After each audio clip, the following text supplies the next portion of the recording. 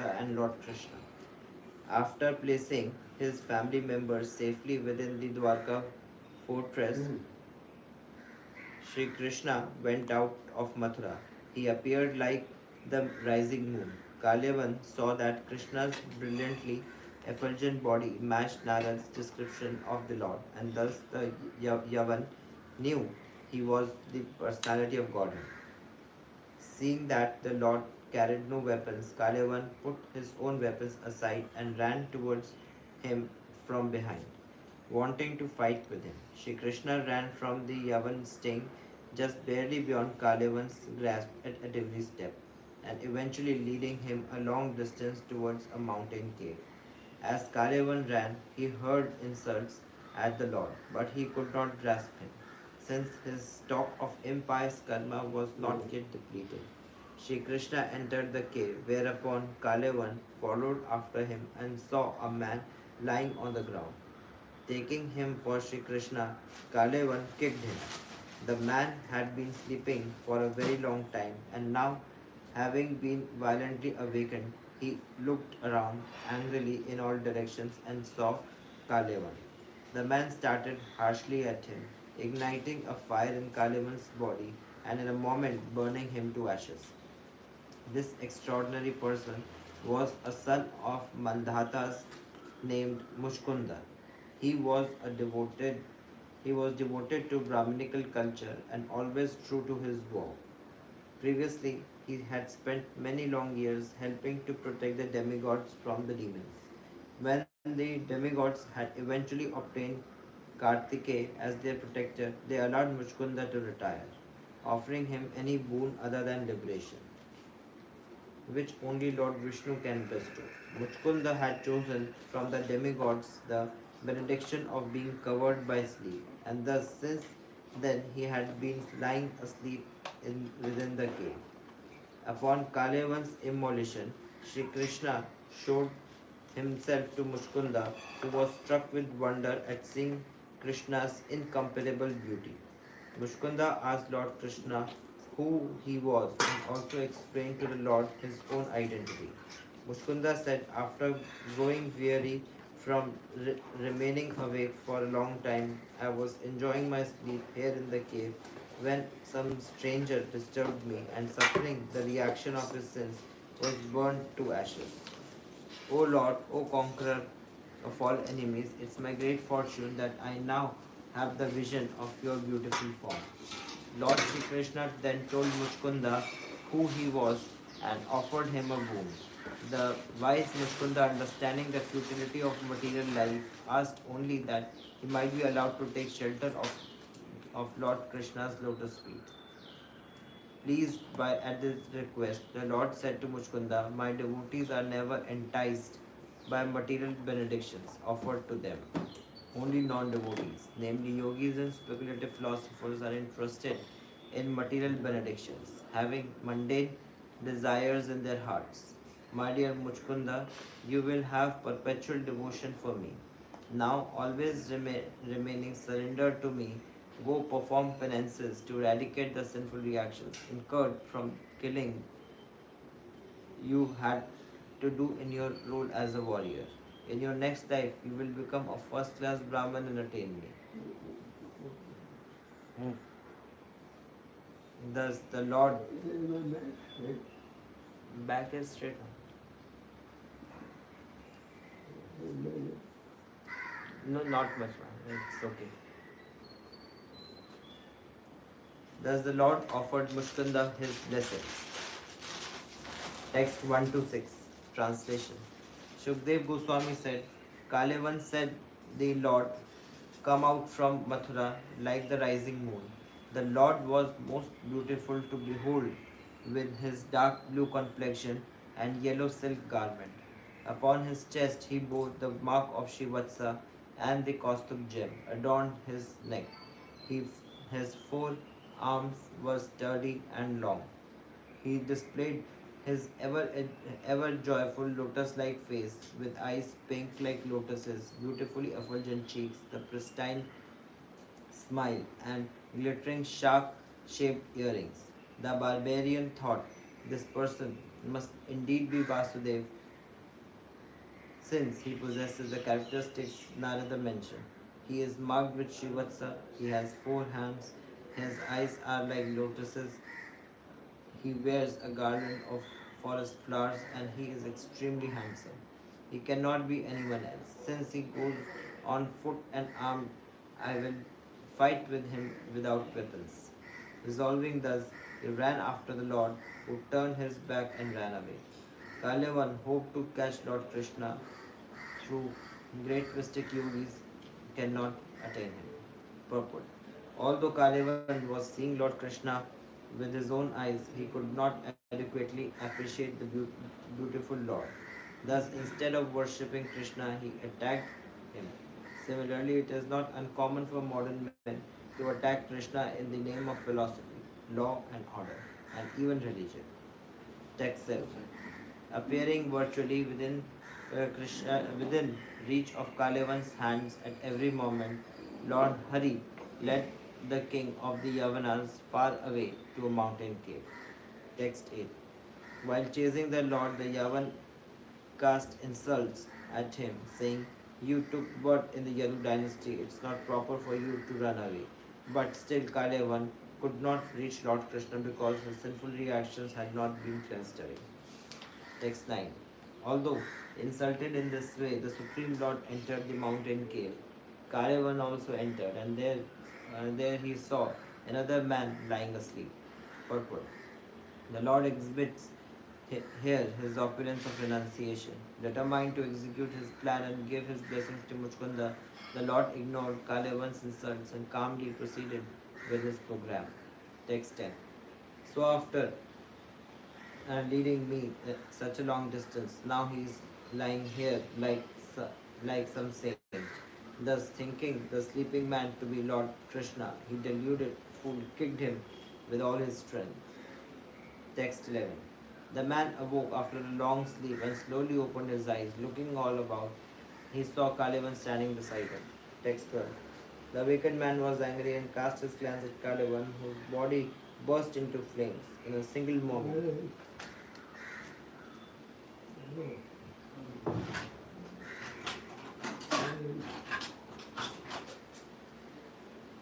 O King Parikshit, Kalevan was burnt into ashes. Purport.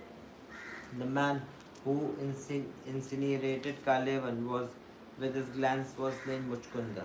As he will explain to Lord Krishna, he had fought for a long time on behalf of the demigods, finally taking as his benediction the right to sleep undisturbed.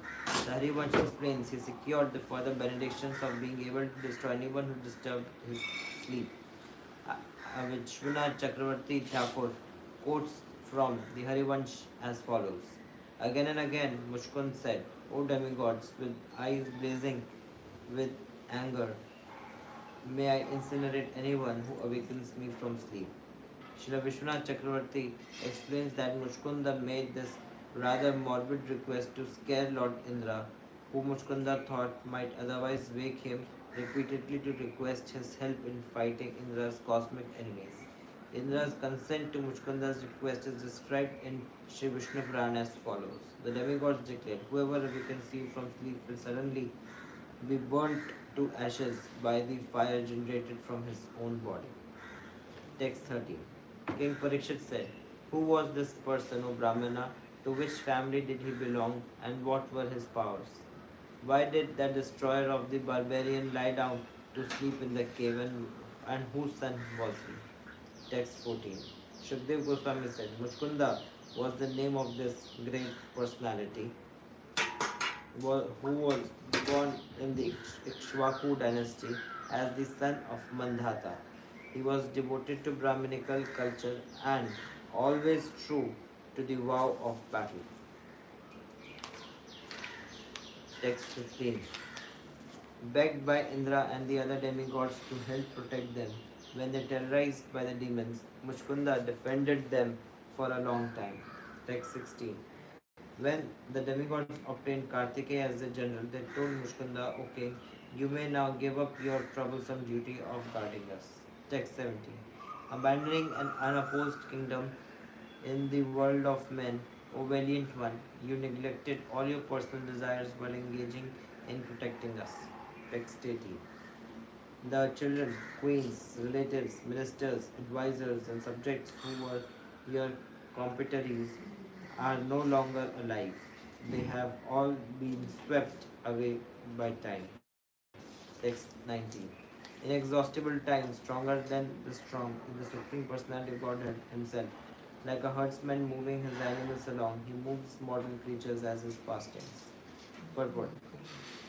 The universe is created to gradually rectify the contaminated souls trying to exploit the material nature. The Lord moves the conditioned souls along according to their karma through the various stages of spiritual rectification.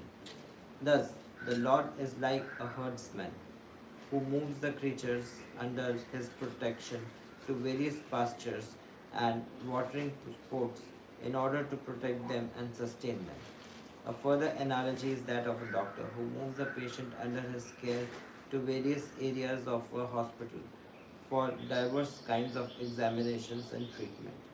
Similarly, the Lord brings us through the network of material existence in a gradual cleansing process so that we can enjoy our eternal life of bliss and knowledge as his enlightened associates. Thus, all of Muchkunda's relatives, friends, and co-workers had long ago been swept away by the force of time, which of course is Krishna himself. All good fortune to you. Now please choose a benediction from us, anything but liberation, since only the infallible Supreme Lord can bestow that. Text 21. Addressed thus, King Muchkunda took his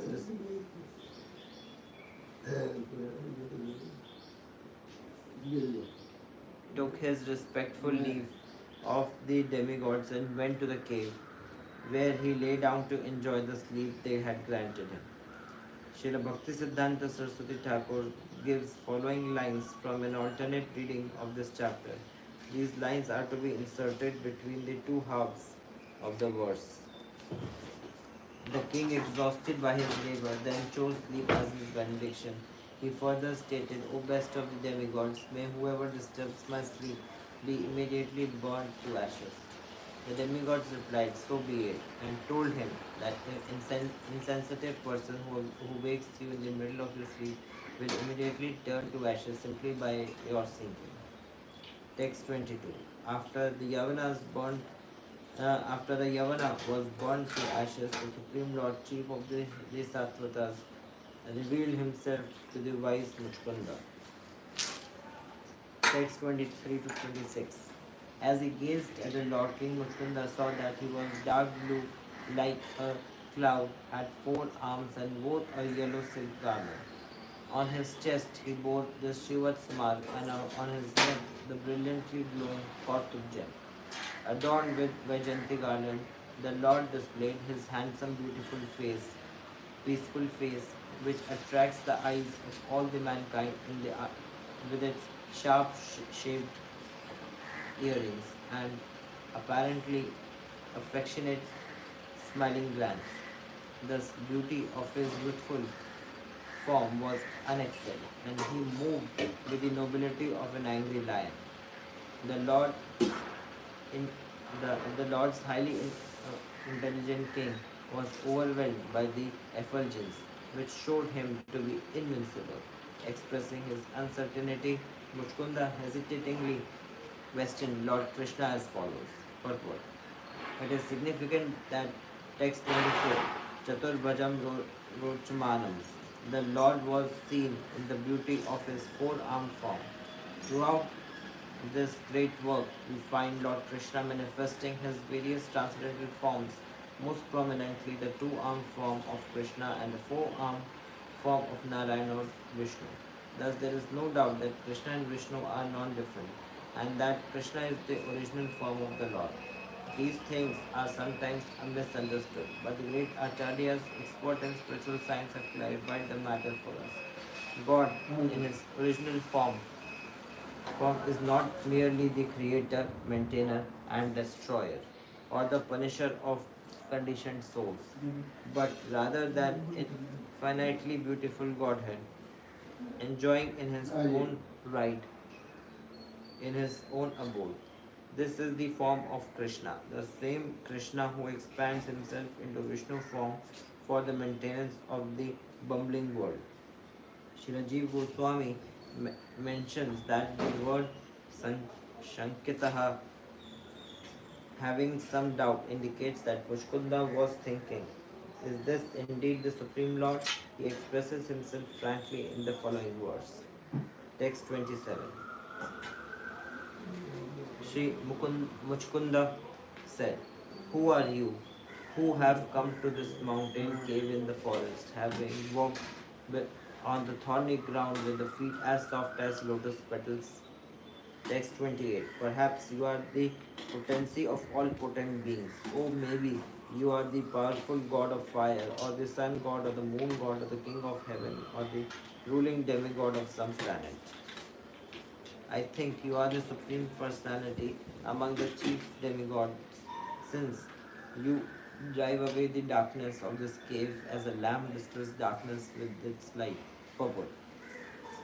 Shri Vishwanath Chakravarti points out that with his effulgence, Lord Krishna dispelled not only the darkness of the mountain cave, but also the darkness in the Mushkunda's heart. In Sanskrit, the heart is sometimes metaphorically referred to as Guha, cavern, a deep and secret place. Text 30. O best amongst men, if you like, please truly describe your birth activities and lineage to us, who are eager to hear. Purport. When the Supreme Personality of Godhead descends to this world, he certainly becomes Narapungava, the most eminent member of human society. Of course, the Lord is not actually a human being, and Muchkunda's questions will lead to a clarification to this matter. Thus, the term Shushrutam to us who are sincerely eager to hear indicates that Muchkunda is inquiring in a noble way for his own and others' benefit. Text 31. As for ourselves, O tiger among men, who belong to a family of fallen Kshatriyas, the descendants of King Ikshvaku, my name is Mushkunda, my lord, and I am the son of Yonashva. Purport. It is common in Vedic culture that the Kshatriya will humbly introduce himself as Kshatrabandhu, a mere relative in a Kshatriya family, or in other words, fallen Kshatriya. In ancient Vedic culture, to claim a particular status on this basis of one's family relations was itself indicative of a fallen position. Kshatriya and Brahmanas should be given status according to their merit by their qualities of work and character. When the caste system in India became degraded, people proudly claimed to be the relatives of Kshatriya or Brahmanas, though in the past such a claim, unaccompanied by tangible qualifications, indicated a fallen position. Text 32. I was fatigued after remaining awake for a long time, and my senses were overwhelmed by sleep. Thus I slept comfortably here in the solitary place. Just now someone woke me. Text 33. The man who woke me was burnt to ashes by the reaction of his sins. Just then I saw you possessing a glorious appearance and the power to chastise your enemies. Purport. Kalevan had declared himself the enemy of Sri Krishna and the Yadu dynasty. Through Muchkunda, Sri Krishna destroyed the opposition of that foolish barbarian. Text 34. Your unbreakably brilliant effulgence overwhelms our strength, and thus we cannot fix our gaze upon you. O exalted one, you are to be honored by all the embodied beings. Text 35. Shukdev Goswami continued, thus addressed by the king, the Supreme Personality of Godhead, origin of all creation, smiled and then replied to him in a voice as deep as rumbling of clouds. Text 36. The Supreme Lord said, my dear friend, I have taken thousands of births, lived thousands of lives, and accepted thousands of names. In fact, my birth activities and names are limitless, and thus even I cannot count them.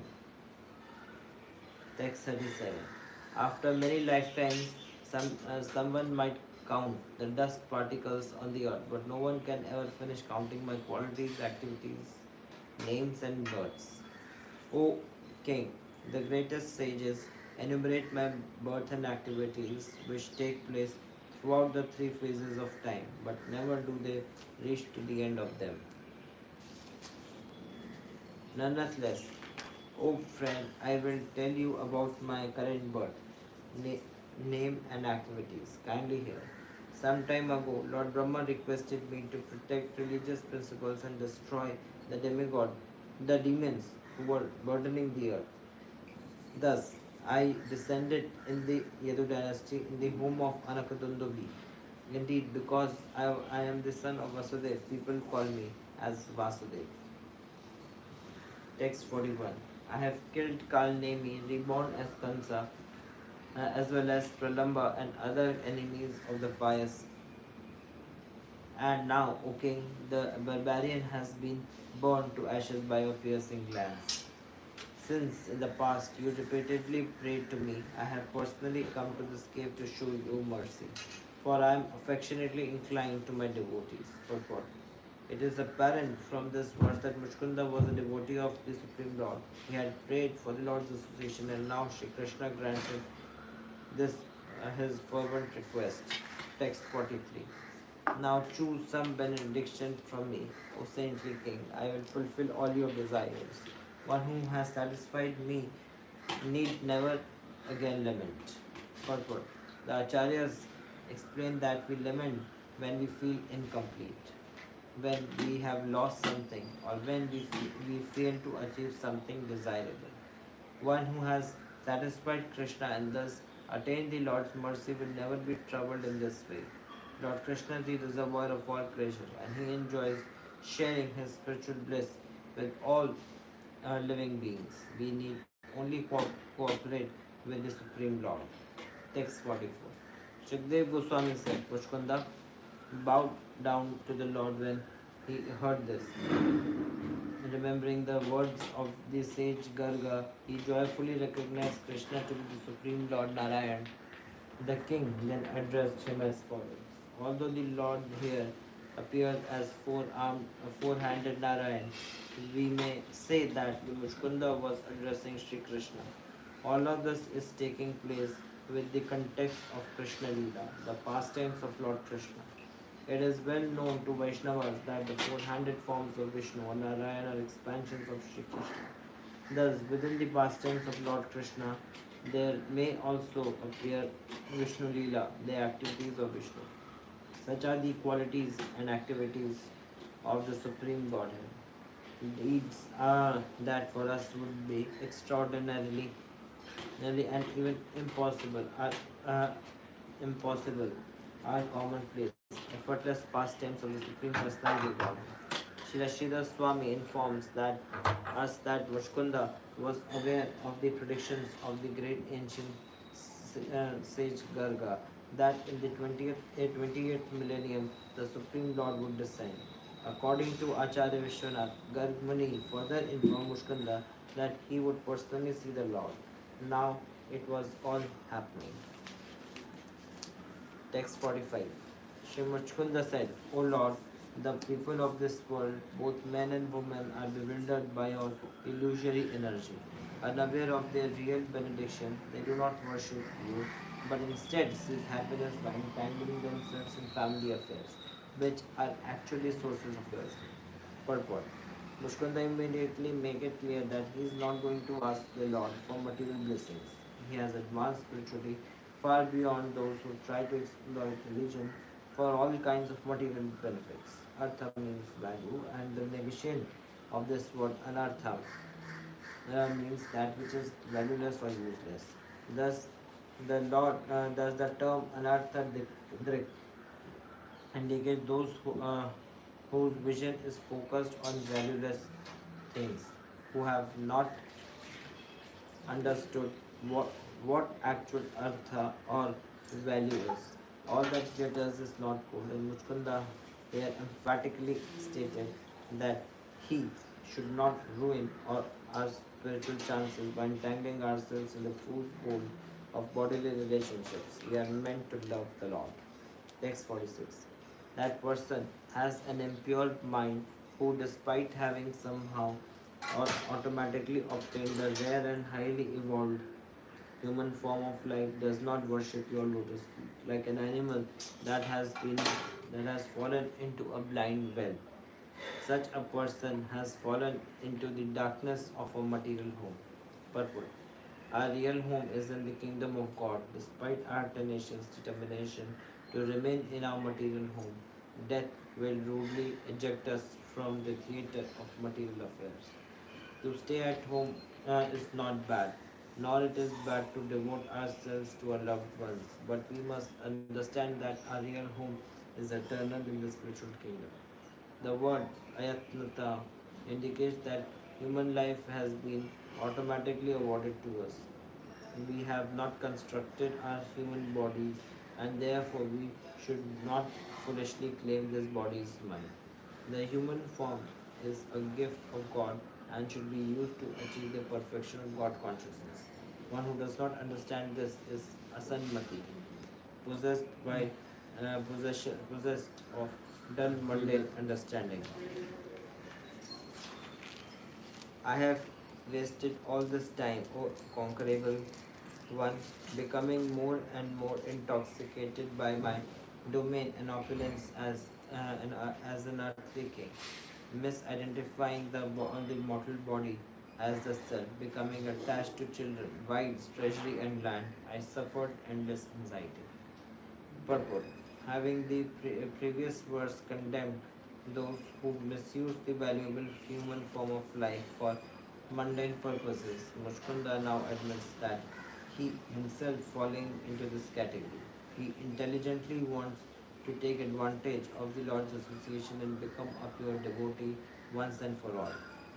Text 48. With deep arrogance, I took myself to be the body, which is material, object like a pot or a wall, thinking myself a god among men. I traveled the earth surrounded by my charioteers, elephants, cavalry, foot soldiers, and generals, disregarding you in my deluding pride. Text 49. A man obsessed with thoughts of what he thinks needs to be done, intensely greedy, and 6:15. Yes, 6:15. And delighting in sense enjoyment is suddenly confronted you, who are ever alert, like a hungry snake licking its fangs before a mouse. You appear before him as death. Purport.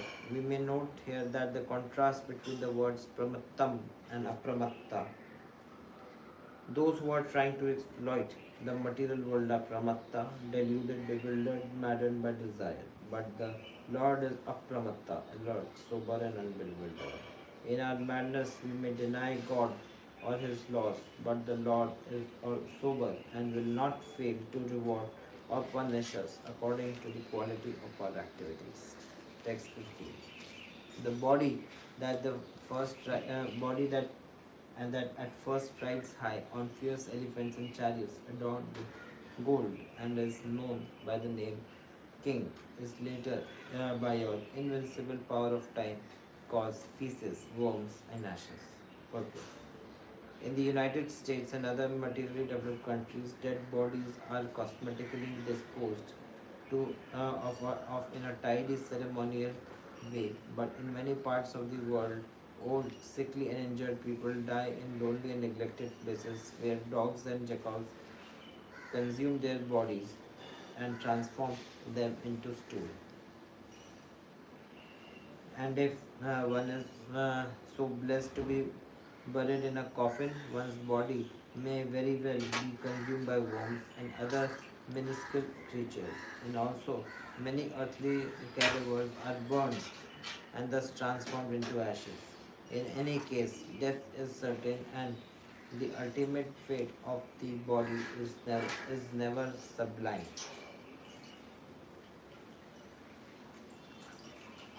That is the real purport of Mukunda's statement here, that the body, though now called king, prince, beauty, king, queen, upper middle class, and so on, will eventually be called stool, bones, and ashes. Srila Swami quotes the following Vedic statement. After passing through many thousands of species and undergoing great struggle, these conditioned living entities finally obtain the human form. Thus, those human beings who still do not worship Lord Vishnu, who can bring them real happiness, have certainly become enemies of both themselves and humanity. Text 51. Having conquered the entire set of directions and thus being free of conflict, a man sits on a splendid throne, receiving praise from the leaders who once his equals. But when he enters the woman's chambers, where such pleasure is found, he is led about like a pet animal, O Lord. A king, a king who desires even greater power than he already has strictly performed his duties, carefully practicing austerity and foregoing sense enjoyment. But he and uh, whose urges are so rampant, thinking and independent and supreme, cannot attain happiness. When the material life of a wandering soul has ceased, O Achyuta, he may attain the association of your devotees. And when he associates with them, there awakens in him devotion unto you, who are the goal of the devotees and the Lord of all causes and their effects. Purport. Acharya Jiva Goswami and Vishwanath Chakravarti agree on the following point. Although it is stated here that when material life ceases, one attains the association of devotees. In fact, it is the association of Lord's devotees that enables one to transcend material existence. Shirajiv Goswami explains this apparent inversion of sequence by quoting the Kavya Prakash as follows. A statement in which the logical order of a cause and its effect is reversed should be understood as atishokti, emphasis by extreme assertion. Shrijiv Goswami cites the following commentary on this statement. To express the swift action of a cause, one may assert the result before the cause. In this connection, Shrijiv Goswami and Sri Vishwanath Chakravarti points out that the merciful association of Lord's devotees make it possible our determination to become Krishna conscious. And the Acharyas agrees with Shrijiv Goswami that this verse is an instance of Atishokti. Text 34. May Lord, I think you have shown me mercy, since my attachment to my kingdom has spontaneously ceased. Such freedom is prayed for by saintly rulers of vast empires who desire to enter the forest for a great life of solitude. Text 55. O all-powerful one, I desire no boon other than service to your lotus feet, the boon most eagerly sought by those free from material desire. O Hari, what enlightened person who worships you, the giver of liberation, who would choose a boon that causes his own bondage. Purport. The Lord offered Muchkunda anything he desired, but Muchkunda desired only the Lord. This is pure Krishna consciousness. Text 56. Therefore, O Lord, having put aside all objects of material desire which are bound to the modes of passion, ignorance, and goodness, I am approaching you, the Supreme Personality of Godhead, for shelter. You are not covered by mundane designations, rather, you are the Supreme Absolute Truth,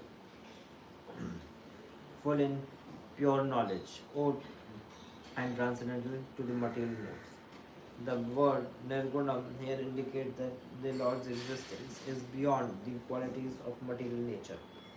One might argue that Lord Krishna's body is made of material nature, but here the word Advayam refutes that argument.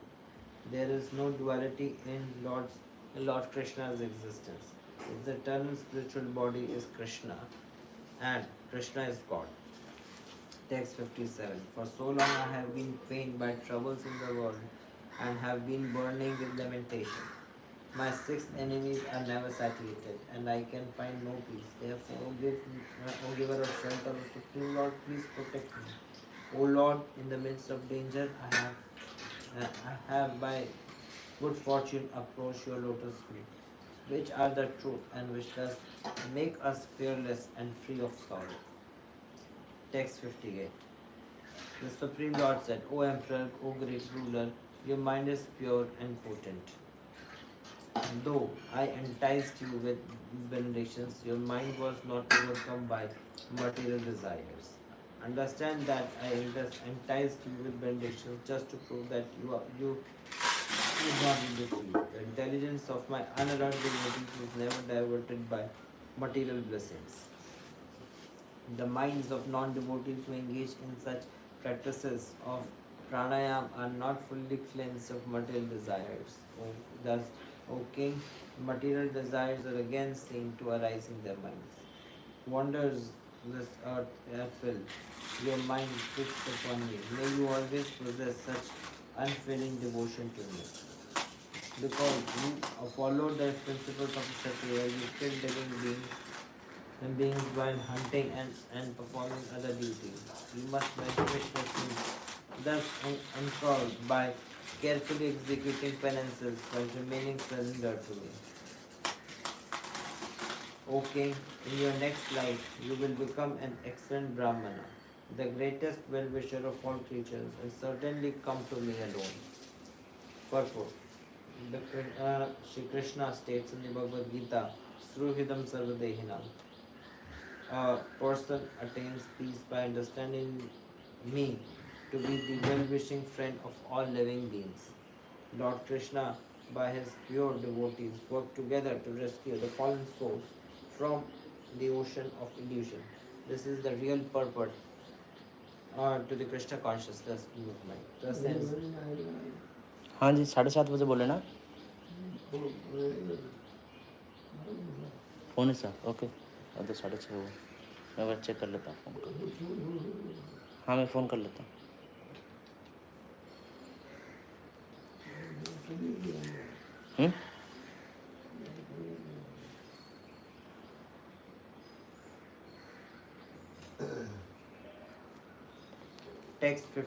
Chapter 52. Rukmani's message to Lord Krishna. This chapter describes how Lord Balram and Lord Krishna, running as if in 50. Sorry?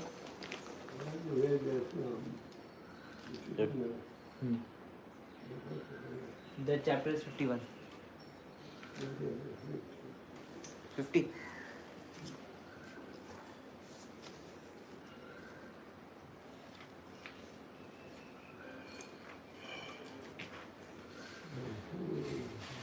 Chapter 50. Krishna establishes the city of Dwarka. Introduction. This chapter relates how Lord Krishna defeated Jarasandha 17 times in battle and then constructed the city of Dwarka. After Kansa was killed, his two queens, Asti and Prapti, went to the home of their father. Jarasandha and sorrowfully described to him how Krishna had made them widows